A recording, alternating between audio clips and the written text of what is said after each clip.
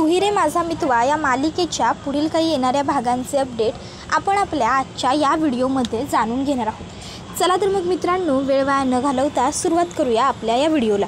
तर आता आपण इथे पाहणार आहोत की इशू अर्णवला देणार तिच्या प्रेमाची कबुली आणि अर्णवही होणार खूप जास्त आनंदी। आता नेमकं काय घडणार, कसं घडणार हे सगळं जाणून घेऊया आपल्या व्हिडिओमध्ये। तर आता आपण पाहतोय की सध्या इशू आणि अर्णव या दोघांमध्ये भांडण झालेलं आहे आणि आता अर्णवला स्वतःची आपली चूक आहे हे कळालेलं आहे। त्यानंतर आता अर्णव हा इशूची माफी मागण्यासाठी, इशूला सॉरी म्हणण्यासाठी घरी परत आलेला आहे आणि मग आता तो इशूला मनवण्याचा प्रयत्नसुद्धा करतोय। तो इशूला सॉरीसुद्धा म्हणतोय, पण इशूला मात्र आता अर्णवचं सॉरी नको आहे, कारण ती अर्णवला म्हणत असते की नेहमीचं झालं आहे तुमचं, तुम्ही नेहमी चुका करता आणि सॉरी म्हणता आणि प्रत्येक वेळी मी तुम्हाला माफ करावं अशी तुमची अपेक्षा असते, पण हे पूर्णपणे चुकीचं आहे अर्णव सर, तुम्ही समोरच्याचं बोलणं कधीच ऐकून घेत नाही। मग आता इथे ईश्वरीला मनवण्यासाठी काहीतरी जुगाड करावा लागेल असं नम्रता अर्णवला सांगते। आता अर्णव म्हणतो, पण मग आपण करायचं तरी काय? मग नम्रता आता अर्णवला एक ब्लॉकबस्टर प्लॅन सांगते। ती म्हणते, जीजू मी तुम्हाला जे सांगेन ते तुम्हाला करावं लागेल, पण मग तुमची ASR वाली इमेज थोडी तुम्हाला बाजूला ठेवावी लागेल। अर्णव म्हणतो, म्हणजे काय करावं लागेल? नम्रता म्हणते, भाई बघा, आता जेव्हा नळांना पाणी येईल ना तेव्हा पाणी भरायला सर्व बायका येतील, तुम्हाला बायकांना मदत करायची, बायका मुली असतील जास्त करून, त्या मुलींना तुम्ही पाणी भरायला मदत करायची।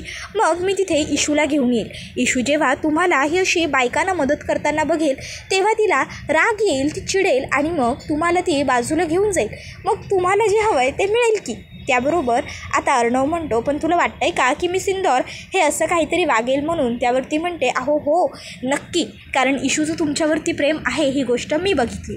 आता तुम्ही जास्त किंतु परंतु करत बसू नका हा जीजू, तुम्ही मी सांगितलं आहे तेवढं आणि तसं करा, बाकी पुढे काय करायचं कसं करायचं हे सगळं तुमच्या या सालीवरती सोडून द्या। त्याबरोबर अर्णव म्हणतो, ठीक आहे साली साहेबा, आता जर तुम्ही एवढं सांगताय तर करून बघूया। मग आता नम्रता ही अर्णवला सांगते, जीजू जा, नळाला पाणी आलं। मग आता बायका ह्या पाणी भरायला आलेल्या असतात, तर अर्णव हा बायकांना म्हणतो, मी तुम्हाला मदत करू का? बायका होकार देतात आणि मग अर्णव त्यांना पाणी भरायला मदत करत असतो। तर आता नम्रता इशूला म्हणते, इशू चल ना आपण पण पाणी भरून घेऊ, नळाला पाणी आलं आहे, नंतर मग उगाच घाई व्हायला नको। आता इशू आणि नम्रता ह्या दोघीजणी पाण्याची भांडी घेऊन बाहेर येतात। आता इशू आणि नम्रता बघतात काय की अर्णव हा बायकांना मदत करतो। आता नम्रताला तर हे सगळं आधीपासूनच माहीत असतं, पण ती असं दाखवते की जणू काही तिलासुद्धा यातलं काही माहीतच नाही आहे। ती म्हणायला लागते, बाप रे, चक्क अर्णव सर बायकांना नळावर पाणी भरायला मदत करतायत, खरंच जीजू केवढे चांगले आहेत ना, ते बायकांना कितीही मदत करतायत मनापासून। म्हणजे बघ ना, अगदी इशू बायकांच्या कमरेवर हंडेसुद्धा जीजू ठेवून देत आहेत, खरंच। आणि बघ मुली पण जीजूंबरोबर किती प्रेमाने बोलत आहेत त्याबरोबर आता हे सगळं बघून इशूला राग येतो। इशू म्हणते, ताई काय चांगलं दिसतंय गं तुला यामध्ये, तुला कळत नाही आहे का? अगं चुकीचं आहे ते सगळं, अर्णव सर ह्या चाळीचे जावई आहेत आणि जावई ही असली सगळी कामं करतो का? त्याबरोबर आता नमुताई सांगते, हे बघ इशू, आता ते तसलं काही नाही आहे जावई आणि वगैरे वगैरे, उलट अर्णव सर सगळ्यांना एवढी मनापासून मदत करतायत हे बघून सगळ्या बायकांनासुद्धा बघ किती छान वाटतंय। सगळ्या बायका अर्णव सरांचं केवढं मनापासून कौतुक करतायत, तोंडभर कौतुक करतायत बायका अर्णव सरांचं। हल्लीच्या जगात असं एवढं कौतुक कोणी कोणाचं करतं का? उगाचच्या उगाच तू काहीतरी बडबडू नकोस इशू। त्याबरोबर इशू म्हणते, नमुताई मी वेड्यासारखं बडबडत नाही आहे, तुला वेड लागलं, तुला कळत नाही आहे की अर्णव सर चुकतायत आणि मी बरोबर आहे, कारण तुला तर प्रत्येक वेळी तुझे जीजूच बरोबर वाटतात ना। त्याबरोबर नमुताई म्हणत असते, हे बघ, माझे जीजू बरोबर असतात म्हणून मला ते बरोबर वाटतात, तू इथं माझ्याबरोबर बहस करत बसण्यापेक्षा तुला जर आवडत नाही आहे तर जाऊन त्यांना सांग ना। पण नाही, तू त्यांना जाऊन कसं सांगणार, कारण तुझ्यामध्ये तर धमक नाही आहे, हिंमत नाही आहे, जाऊन बोलायला हिंमत असावी लागते। आणि माझे जीजू तर एवढे मोठे ASR नावाचे बिझनेसमॅन आहेत, त्यांच्यासमोर कोणाचंच तोंड उघडत नाही, बडे बडे लोगों की बोलती बंद हो जाती है यूही। त्याबरोबर इशू म्हणते, नमुताई मला नाही सांगायचं बडे बडे लोगों की बोलती बंद होती है या नाही, मी त्यांची बायको आहे आणि माझ्यासमोर त्यांची बोलती बंद होते, माझी त्यांच्यासमोर नाही। इतक्यात नमू म्हणते, बाप रे, जीजू त्या बाईच्या कमरेवर हंडा ठेवताय चक्क। आता हे बघून तर इशूच्या तळपायाच्या मस्तकात जाते आणि इशू ताबडतोब अर्णवकडे जाते आणि आता त्या बाईच्या कमरेवरती तो जो हंडा देत असतो तो हंडा त्याच्या हातातनं हिसकावते आणि त्या बाईच्या कमरेवर देत म्हणते, सावकाश जा हा घरी। आणि मग अर्णवला म्हणते, तुम्ही माझ्याबरोबर या पहिलं। अर्णव म्हणतो, अगं मी सिंदूर असं काय करतेस, थांब ना, मदत करतोय मी सगळ्यांना पाणी भरायला। बायकासुद्धा म्हणतात की अगं ईश्वरी असं काय करते, थांब ना, मदत करतायत ते आम्हाला। त्यावर ईश्वरी म्हणते, का आतापर्यंत ते इथे आले नव्हते कधी, तर तुम्ही पाणी भरायचे थांबला होतात का? नाही ना, मग तुम्ही तुमच्या रोजच्यासारखं पाणी भरा हां. अर्णव सर तुम्ही या इकडे माझ्याबरोबर. आणि मग इशू अर्णवला बाजूला घेऊन येते आणि म्हणू लागते, काय गरज आहे उगाचच्या उगाच मदत केल्याचा दिखावा करण्याची, तुम्हाला मदत करून सगळ्यांचं मन जिंकायचं आहे का. त्याबरोबर अर्णव म्हणत असतो काय. त्यावर इशू म्हणते, तुमच्या भाषेत इम्प्रेशन जमवायचं आहे का सगळ्या मुलींवरती नळावर पाणी भरायला मदत करून. नाही, तसं काही मनामध्ये असेल ना तर तो विचार सोडून द्या, कारण असं काही होणार नाही आहे, कळलं ना. काय गरज आहे तुम्हाला उगाच नको ते उपद्व्याप करत बसायची हो. त्याबरोबर अर्णव म्हणत असतो, अरे मदत केली तर त्यामध्ये उपद्व्याप दिसतात तुला. इतके कष्ट केले मी त्या बायकांना पाणी भरायला आणि तू मला असं उलटपालट बोलशील. मला वाटलं तुला बरं वाटेल आणि मुळात तुला का काही वाटेल, तू तर मला नवराच मानत नाहीस. मग त्याबरोबर आता इशू म्हणते, अर्णव सर तुम्ही गप्प बसा. अर्णव म्हणतो, तू काय इतकी पॉझिटिव्ह होतेस, तुला माझ्याबद्दल काहीच फिलिंग्स नाही आहेत ना. मग मी केलं थोडं फ्लट तर कुठे फरक पडतो.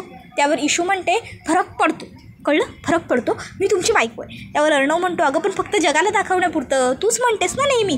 त्यावर इशू म्हणते, माझं तुमच्यावर प्रेम आहे, कळलं. त्यावर आता हे ऐकून अर्णवच्या चेहऱ्यावरती एक गोड असं स्माईल आलेलं असतं. अर्णव इशूला म्हणतो, काय म्हणालीस, परत बोल. पण इशू ही काही न बोलता लाजते आणि तिकडनं धावत निघून जाते. अर्णवानी नम्रताचा प्लॅन सक्सेसफुल झालेला असतो. तर इकडे आता वल्लरी हिला मात्र ईश्वरीच्या माहेरी जाण्याची भीती वाटत असते.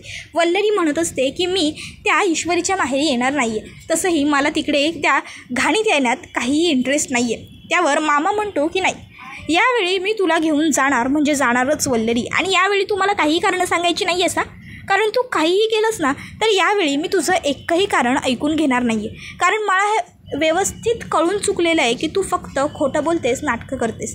त्यावर आता अंजली म्हणायला लागते, मामी अगं असं का करतेस, जा ना. एवढ्या आग्रहाने मामा जर तुला घेऊन चालला आहे तर उलट तू जायला हरकत काय आहे, उलट छान वाटेल तुलासुद्धा तिकडे जाऊन. ईश्वरीचे आई बाबा तिची ताई सगळे चांगले आहेत गं. त्याबरोबर लगेचच आता ती राकेशला म्हणते, अहो तुम्हीसुद्धा जाताय ना. त्यावर आता राकेश म्हणायला लागतो, खरं तर अंजली तुला सोडून जाण्याची माझी अजिबातच इच्छा नाही आहे. अगं तुला असं घरामध्ये एकटीला ठेवून आम्ही सगळ्यांनी लग्नाच्या वाढदिवसाला जायचं बरोबर वाटत नाही गं, मी थांबलो असतो तुझ्याबरोबरच. त्यावर अंजली म्हणते, अहो असं काय करताय तुम्ही, का थांबताय माझ्यासाठी, आणि मामी तू तरी कशाला थांबतेस. हे बघा तुम्हाला दोघांनासुद्धा थांबायची गरज नाही, तुम्ही दोघंही जा माझ्याबरोबर. आशाताई आहेत ना घरामध्ये, आशाताई थांबतील माझ्याजवळ. हवं तर मी तो अख्खा दिवस आशाताईंबरोबर त्या जिथे काम करत असतील ना तिथे थांबून घालवेल, मग तर झालं. त्याबरोबर मामा म्हणत असतो, वल्लरी तुला एवढ्या अंजलीची काळजी घ्यायची गरज नाही आहे. नाही म्हणजे तुला अंजलीची इतकी काळजी आहे हे बघून खरंच बरं वाटलं, पण तिचं काय करायचं ते मी बघून घेईन, तू माझ्याबरोबर यायचं. त्याबरोबर आता अंजलीसुद्धा म्हणत असते, मामी अगं खरंच जा तू माझ्यासाठी, उगाचच्या उगाच तू जात नाहीस, तुझा मूड स्पॉईल करून घेतेस, याला काय अर्थ आहे. माझ्यासाठी प्रत्येक वेळी तू थांबत जाऊ नको, तू जा हां, तू जा. त्याबरोबर आता मग वल्लरीला मात्र खूपच जास्त टेन्शन येऊन गेलेलं असतं. तिला कळत नसतं की आता करू तर काय करू, कारण आता जर जाईन म्हटलं तर माझं सगळं पितळ 22 वर्षांपूर्वीचं उघडं होईल, आणि जर नाही जाणार म्हटलं तर सगळी गडबड होऊन जाईल. आता त्या विचाराने रात्रभर तिला झोप लागलेली नसते. आता दुसऱ्या दिवसाची सकाळ उगवलेली असते. आकाशला तर असं झालेलं असतं की कधी एकदाचा मी ईश्वरीच्या माहेरी पोहोचतो आहे आणि नम्रताला भेटतो आहे. आता सकाळी लवकर तो आवरून घेतो, एक्सरसाइज करतो, जिम करतो, आंघोळ घेतो, तयार होतो आणि लगेच आता तो हॉलमध्ये येतो आणि मोठमोठ्याने बोलायला लागतो, डॅड, मॉम, ताई, जिजू कुठे आहात सगळे, या लवकर, जायचं आहे ना आपल्याला वहिनीच्या माहेरी. त्याबरोबर आता अंजली म्हणत असते, नाही रे आकाश, मी नाही येत आहे, तुम्ही लोकच जा, कारण उगाचच्या उगाच जर तिकडे गेल्यानंतर मला वाटलं की मला बरं वाटत नाही आहे किंवा काय, तर उगाचच्या उगाच त्यांच्या एवढ्या चांगल्या कार्यक्रमाचा खोळंबा होऊन जायला नको, बरं वाटणार नाही रे तसं, म्हणून मग मी येत नाही, तुम्ही जा. आणि तसंही माझ्याकडनं शुभेच्छा देण्यासाठी हे आहेत ना, हे आणि मी कुठे वेगळे आहोत, आम्ही दोघं तर एकच आहोत. मग हे आले काय, मी आले काय, किंवा आम्ही दोघं आलो काय, गोष्ट तर एकच आहे. अहो माझ्याकडनं सुद्धा भरभरून शुभेच्छा द्या हा ईश्वरीच्या आईबाबांना. त्याबरोबर लगेचच राकेश म्हणायला लागतो, हो गं हो अंजली, तू जरी मला सांगितलं नसतंस ना तरी मी केलेली प्रत्येक गोष्ट ही आपल्या दोघांच्याच वतीने असते, कळलं ना. त्यामुळे तू काळजी करू नको, मी त्यांना मनापासून खूप खूप शुभेच्छा देईन, तुझ्याकडून सुद्धा आणि माझ्याकडून सुद्धा. त्याबरोबर आता लगेचच मामा हा म्हणायला लागतो की जावई बापू तुम्ही चलाच माझ्याबरोबर, मलासुद्धा जरा कोणाचं तरी जोड मिळेल, बरं वाटेल नाही. म्हणजे तिकडे गेल्यावर आकाश तर अर्णवबरोबरच राहील ना. तर आता इकडे वल्लरी म्हणत असते की अहो मी नाही येत खरंच, तुम्ही सगळेजणं जा. नाही म्हणजे अंजलीला एकटीला ठेवून जाणं मला बरोबर वाटत नाही. जावई बापूसुद्धा घरी नाही आहेत आणि मी सुद्धा नको थांबू म्हणताय तुम्ही. आधीच एकतर तिची तब्येत खूप नाजूक आहे.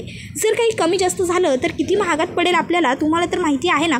त्यावर मामा म्हणतो काहीही कमी जास्त होणार नाही आहे आणि मी आशाला काल रात्रीच सांगितलं आहे, आशा अंजलीबरोबर आज दिवसभर थांबणार आहे. जोपर्यंत आपण सगळे घरात येत नाही तोवर आशा घरातनं बाहेर पडणार नाही. त्याबरोबर लगेचच आता आकाश म्हणतो बरं पुरे झालं आता तुम्हा सगळ्यांचं, आता इथेच गप्पा मारत बसायचं आहे की जायचं आहे ईश्वरी वहिनीच्या माहेरी. चला चला कमॉन निघूया आपण लवकर. आणि इतका वेळ आपण इथं वाया घालवतोय ना, तितक्या वेळ तिथे ते लोक सगळे आपली वाट बघत थांबले असतील. त्यांना असं वाटत असेल की आपण सगळे कधी येतोय. चला चला चला लवकर लवकर निघूया. आता आकाश ही खूप घाई करत असतो, कारण आकाशला असं झालेलं असतं की कधी एकदाचा मी तिकडे पोहोचतोय आणि कधी एकदा मी नम्रताला भेटतोय. तो म्हणतो कमॉन चला घाई करा. त्याबरोबर आता वल्लरी म्हणते तुला कसली रे एवढी घाई लागली आहे, एवढी तुझी तिकडे वाट कोण बघतंय, कोणाला एवढी तुझी आठवण येते. त्यावर आकाश आता गप्प बसतो. तो म्हणतो मॉम अगं. त्याबरोबर मामा म्हणतो आकाश थांब, वल्लरी ते सगळं आपण घरी आल्यावर डिस्कस करू. त्याला कोणाची घाई लागली आहे, कोणाला त्याची घाई लागली आहे. आता सध्या आपण निघू. नाही काय आहे ना, वेळेवरती पोहोचणं महत्त्वाचं आहे. उगाचच्या उगाच केक वगैरे कापून झाल्यानंतर फक्त जेवायला गेल्यासारखं जाणं यामध्ये अर्थ नाही आहे. निघायचं का आता आपण. मग आता सगळेजण हे निघालेले असतात. आकाश हा आता ड्राईव्ह करत असतो आणि बाकीचे सगळे मागे बसणार असतात असं ठरतं. त्याबरोबर इकडे अंजली ही सगळ्यांना सांगते की सगळेजणं सांभाळून जा, व्यवस्थित जा आणि आकाश गाडी हळू चालव. रात्री तिकडनं निघताना मला कॉल करा, निवांत या. त्याबरोबर आता राकेश हा पुन्हा अंजलीला म्हणतो राणी सरकार खरंच तुम्ही जा म्हणताय पण मी जाऊ ना, कारण तुम्हाला सोडून जाणं हे मला जमत नाही हो. त्याबरोबर लगेचच मामा म्हणायला लागतो अहो मी सांगतोय ना तुम्हाला जावे बापू, मी सांगतोय ना, मग तुम्ही चलाच, तुम्ही तिची काळजी करू नका, मी तिची सगळी सोय करून ठेवलेली आहे. त्याबरोबर लगेचच आता अंजली राकेशला म्हणायला लागते जा आता तुम्ही. मग आता सगळेजण हे निघालेले असतात. आता इकडे अर्णव हा बाहेर बाल्कनीमध्ये उभा असतो, तो चहा पित असतो. इतक्यात त्याला मामाची गाडी आलेली दिसते. त्याबरोबर अर्णव लगेच पुढे येतो, सगळ्यांना गाडीतून खाली उतरवायला मदत करतो. तर इकडे अंजली ही गाडीतनं खाली उतरल्याबरोबर चक्कर आल्याचं नाटक करते, ती डोक्याला हात लावते. त्याबरोबर आता अर्णव हा मामीला कसला तरी त्रास होतो ही गोष्ट नोटीस करतो आणि म्हणू लागतो काय गं मामी काय झालं, तू डोक्याला का हात लावलास, तुला बरं वाटत नाही आहे का, चक्कर येते आहे का. त्यावर वल्लरी म्हणायला लागते हो रे खूप मला गरगरल्यासारखं होतं आहे, मी म्हणतही होते तुझ्या मामाला की मी येत नाही, मी नाही येत, तुम्हीच लोक जा म्हणून, पण तुझ्या मामांना तुझ्या मामीच्या जीवापेक्षा त्यांच्या लाडक्या सुनेच्या माहेरी त्यात तिच्या आईवडिलांचा वाढदिवस आहे ही गोष्ट जास्त महत्त्वाची आहे ना.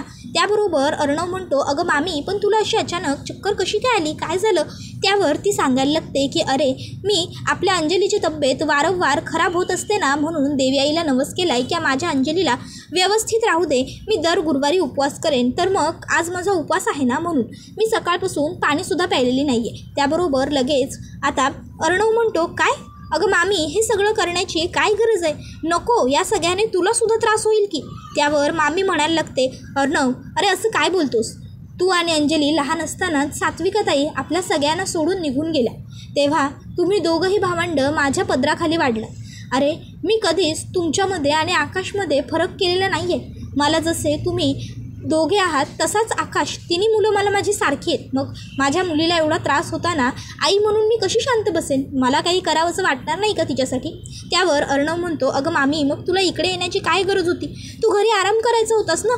त्यावर मामा म्हणतो अरे काही नाही, एवढं काही होणार नाही आहे तिला, तू उगाच फार काळजी करू नको, आणि जर तिला काही झालंच तर मी आहे ना इथे तिची व्यवस्थित काळजी घ्यायला. हां वल्लरी काही होणार नाही ना तुला, तू राहशील ना व्यवस्थित, मी घेईन तुझी काळजी. आकाश आता मनातल्या मनात विचार करतो की खरंच मॉमने इथे थांबायला नको, नाही म्हणजे जर मॉम इथे थांबली नाही तरच मलासुद्धा नम्रताबरोबर छान टाईम स्पेंड करता येईल.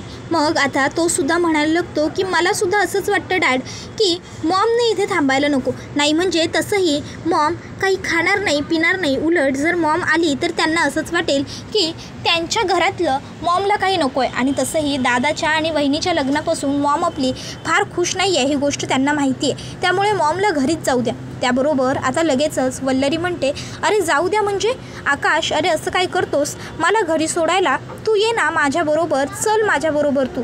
त्याबरोबर आता लगेचच आकाश म्हणतो मॉम अगं असं कसं म्हणतेस तू, नाही म्हणजे मला तुझ्याबरोबर घरी यायला काहीसुद्धा हरकत नाही, माझ्या मॉमसाठी मी इतकं नक्कीच करू शकतो, पण जर मी सुद्धा असा तुझ्याबरोबर निघून गेलो तर ईश्वरीच्या आईवडिलांना वाईट वाटेल ना, त्यांना वाटेल की तू सुद्धा नाही आणि मी सुद्धा नाही, त्यापेक्षा मी आणि डॅड इथे थांबतो. त्यावर लगेच अर्णवसुद्धा म्हणतो हो मामी आकाश बरोबर म्हणतोय, तू ड्रायव्हर बरोबर जा ना आपल्या. त्याबरोबर वल्लरी विचार करते की जाऊ दे आजचा दिवस आकाशला इथं थांबायचं आहे तर थांबू दे, पण मी इथं थांबायला नको. अर्णवने मला जाण्याची परवानगी दिली आहे तर मी गुपचूपपणे निघून जाते, नाहीतर जर पुन्हा ती ईश्वरीची आई वगैरे बाहेर आली तर तोपर्यंत सगळी गडबड होऊन जाईल. मग लगेचच ती म्हणते हो हो तेही बरोबर आहेच, मग ठीक आहे आकाश तू आणि तुझे बाबा तुम्ही दोघंजणं थांबा इथे, आहो थांबा तुम्ही आकाश बरोबर, मी निघते. आणि मग ती तिकडनं निघून जाते. त्याबरोबर आता इशू त्या ठिकाणी आलेली असते आणि इशू म्हणते आलात तुम्ही सगळे, मामा आकाश सर तुम्ही दोघंच. त्याबरोबर आकाश म्हणतो अगं हे काय जिजूसुद्धा आहेत ना. त्यावर इशू म्हणते हो पण तुम्ही तिघंच, अंजलीताई आणि मामी कुठे आहेत. त्यावर आता अर्णव हा म्हणतो ताई म्हणाली होती की तिला बरं वाटत नाही आहे त्यामुळे ती येईल किंवा नाही येणार. त्यावर आकाश म्हणतो आणि मॉम आली होती, अगं इथपर्यंत आली होती पण नंतर अचानक तिला गरगरायला लागलं म्हणून मग ती पुन्हा घरी परत गेली. बरं वाटत नाही ना गं असं तिला बरं नसताना इथे थांबायला लावणं, तुझ्याही घरच्यांना उगाच त्रास झाला असता वहिनी. त्याबरोबर मामा म्हणतो बरं आम्हाला आत घेऊन जाणार आहेस की नाही की इथंच गप्पा मारत उभं करणार आहेस. त्यावर मग इशू म्हणते अर्णव म्हणतो हो हो या ना सगळ्यांनी आत या. आणि मग ते सगळे त्यांना घेऊन आतमध्ये येतात. मग आता एवढी छान सगळी तयारी केलेली असते, सगळी तयारी बघून मामा म्हणतो वा वा तयारी अगदी उत्तम केली आहेस बरं का इशू. त्याबरोबर आता लगेचच मामा हा अर्णवकडे बघतो तर अर्णव त्याला खुणावतो मामा बाजूला ये. मग मामा बाजूला येतो आणि अर्णवला विचारतो काय रे काय झालं, असं बाजूला का बोलवलं आहेस मला. त्याबरोबर अर्णव म्हणत असतो मामा हे बघ आपल्याला सगळीकडे व्यवस्थित लक्ष ठेवावं लागणार आहे, तो राकेश इथे आला आहे म्हणजे नक्कीच तो कार्यक्रमाची काहीतरी खराबी करण्याच्या इंटेन्शननेच इथे आलेला आहे, तर काहीही झालं तरी आपल्याला त्याच्यावरती अगदी व्यवस्थित आणि बारीक लक्ष ठेवायचं आहे.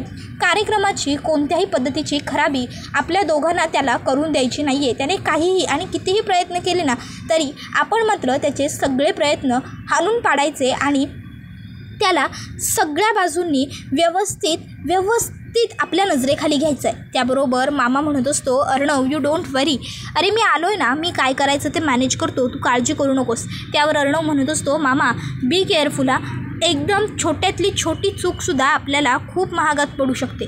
नाही म्हणजे सध्या मिस इंदौर आणि नम्रता दोघीजणी घरात आहेत, त्या नालायकाची नजर दोघींपैकी कोणावरही पडता कामा नये. नाही म्हणजे मिस इंदौर बरोबर मी आहे पण नम्रताची काळजीसुद्धा आपल्याला यावेळी घ्यायची आहे, कारण तो नालायक नराधम इतका नीच आहे ना की त्याची नजर कुठल्या मुलीवर पडेल हे सांगता येणार नाही. आणि आपल्याला घरी ताईवर सुद्धा व्यवस्थित लक्ष ठेवायचं आहे, नाहीतर आपली नजर चुकवून तो राकेश घरी ताईकडे जाईल आणि ताईला काहीतरी वाटेल, ताईला काहीतरी होईल, मला खूप काळजी वाटते मामा. त्यावर मामा सांगत असतो हे बघ काळजी करू नकोस, अंजली बरोबर मी आपल्या कामवालीला सांगून आलो आहे की तिच्याबरोबरच राहा म्हणून, त्यामुळे ती अंजलीला एकटी सोडणार नाही, ती अंजलीच्या मागे पुढेच राहील, त्यामुळे तिची काळजी तू सोडून दे, बाकीचं सगळं बघायला तुझा मामा आहे, तू फक्त एन्जॉय कर बस. त्याबरोबर इकडे राकेश हा मात्र ईश्वरीकडे खूप घाणेरड्या नजरेने बघत असतो आणि मनात म्हणत असतो वा वा वा आईवडिलांच्या वाढदिवसानिमित्त माझी इंदौरी जिलबी काय सुंदर नटली आहे, काय सुंदर दिसते, वा अशीच आपल्या ॲनिव्हर्सरीला सुद्धा नटशील ना गं, असं तो मनात तिला विचारत असतो. त्याबरोबर हा व्हिडिओ इथेच संपतो. व्हिडिओ आवडला असेल तर व्हिडिओला लाईक करा, चॅनलवर नवीन असाल तर चॅनलला सबस्क्राईब करा आणि बेल आयकॉन आठवणीने प्रेस करा, जेणेकरून तुम्हाला पुढच्या प्रत्येक व्हिडिओचं नोटिफिकेशन मिळत जाईल आणि सर्व व्हिडिओंचा आनंद हा अगदी उत्तम पद्धतीने घेता येईल. चला तर मग मित्रांनो आजच्या पुरतं इथेच थांबूया. पुढचा व्हिडिओ येईपर्यंत या व्हिडिओचा छान पद्धतीने आनंद घेत राहा. धन्यवाद.